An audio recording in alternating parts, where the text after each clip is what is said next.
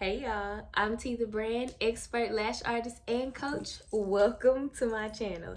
In this video, I am giving y'all the real deal, holy feel about what it's like to be a lash artist. So often we share the pros of being a lash artist and how rewarding it is to be in the industry, but honey, in this video, I'm going to be very open, very candid, and share some of the not so great things about being a lash artist. Before we get into this video, if you haven't already, please subscribe to my channel. I greatly appreciate the support by you subscribing. If you like the video, make sure you hit the like button. If you have any questions, any comments, please share them in the comment section, and I'm always timely in giving a response. And lastly, don't forget to turn on your bell notification so that you are aware every time I post a new video. So let's get to it.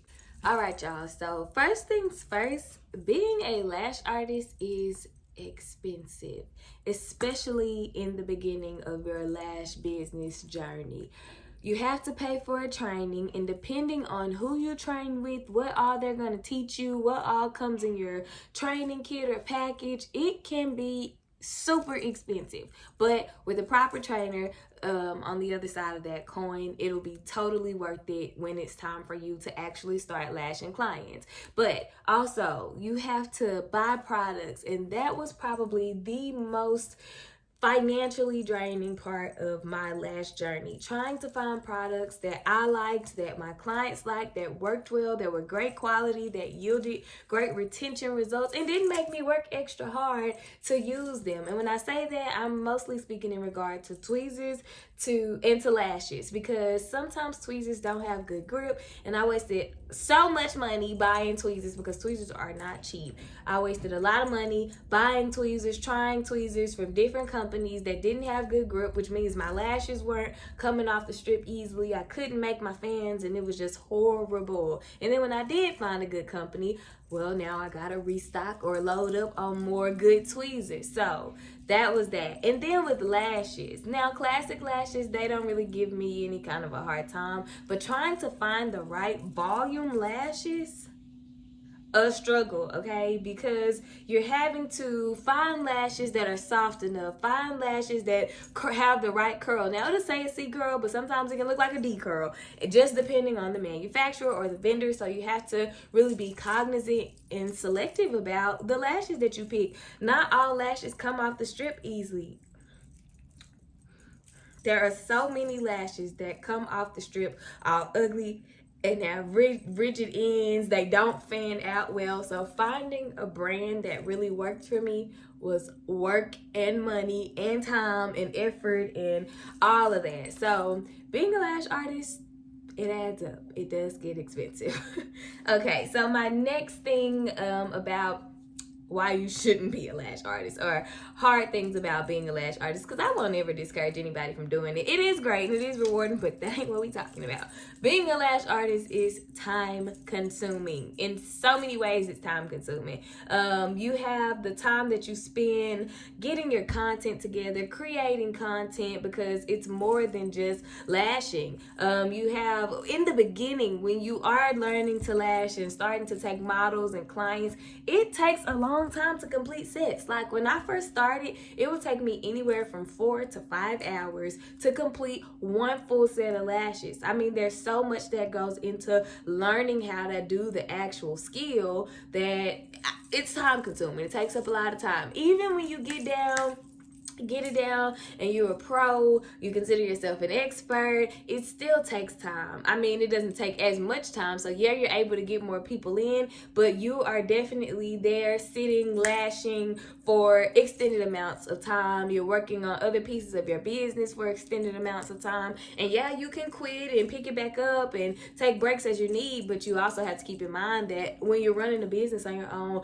all of your productivity rides on you. All of your financial gain rides on you. So you gotta be real selective and careful and discerning with the breaks and the pauses that you take. It's gonna take time and money. So those are the first two things. The third thing, body aches. I was kind of skeptical about if I was going to talk about this or talk about something else, but definitely going to talk about body aches. So you are sitting for hours on hours, and you are using your hands for hours on hours every day. So what starts to happen, you start to have back pain in your shoulders, in your neck, the top part of your back, the lower part of your back, especially if you don't have a comfortable and just a comfortable and appropriate type of chair or stool for you to sit in while you're doing this work. That means your lower back is hurting, and then your butt is hurting, and that goes down to your thighs, your calves, your knees, your feet. And I'm not even joking. I promise I may sound a little extra dramatic, but I am being so serious right now. Your whole body will hurt. My hands sometimes hurt. My finger my thumb sometimes can go numb for a quick second because all of the isolating that I'm doing and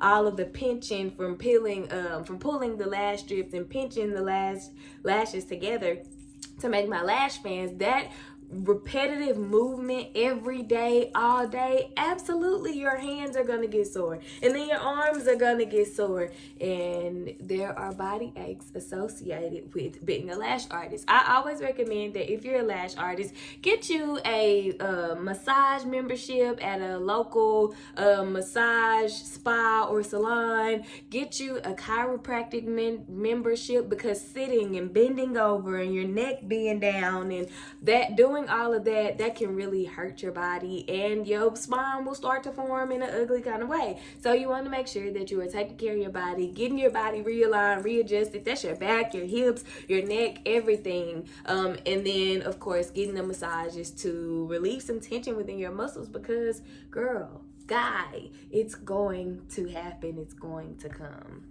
So the next thing, it's work. I kind of hinted on this and talked about this in my second point about it being time consuming, but y'all, trainers have you out here thinking, oh yeah, you're gonna take this class, and what really gets you is the numbers. They be like, if you charge this much for this set and you do this many of them sets a week, this how much you make in a month, and this how much you make in it. Baby, look, it is very much so possible, but in the beginning, no. And you have to consider, first of all, you're just learning how to do this service. People aren't gonna just be jumping on board to let you play in their eyes. There's so much practice and so much work that you have to do, perfecting isolation and perfecting your fan making. Aside from the actual lashing, you have to learn how to create content. You have to brand your business, and that's more than just colors and logos. You have to learn how to market, and that can be so hard, especially in the beauty industry, in a small piece of the beauty industry that is growing, but that doesn't get a lot of industry specific marketing and branding advice or training. So that was one of the hardest things for me to do, finding someone to learn the ropes from, and now I try to make that process a lot easier for lash artists. I do have an academy program that will be starting back up soon, sometime in 2022, but for now, we're working on it. But yeah, so learning how to market your business, because yeah, you know how to do lashes, and you might be the best lash artist on the planet, but if you don't know how to present it and educate people and just share information and content that they need to see and to be able to understand the value of eyelash extensions, baby, you might as well had, I don't know, bought you a pair of shoes and a bag with whatever you spent on your lash course, because again, there is so much more work that goes into being a lash artist outside of doing lashes on its own. So that's that. The last thing that I'm going to share, that was 4, I'm doing 5, and y'all, again, I got my notes, okay? I'll be needing them so that I don't be forgetting and leaving out nothing, because this stuff is important, and there are not a lot of spaces where artists are going to be just totally transparent about their journeys and what it's like to be in this life. And I don't want to forget nothing, and I'm not going to stress and try to remember y'all, so get you some notes, because I got me some notes, okay? The last thing is, it's more than just lashing. Oh, I just kind of tied that into my 4th thing, so I'll give you another one off the dome, no problem. Difficult clients.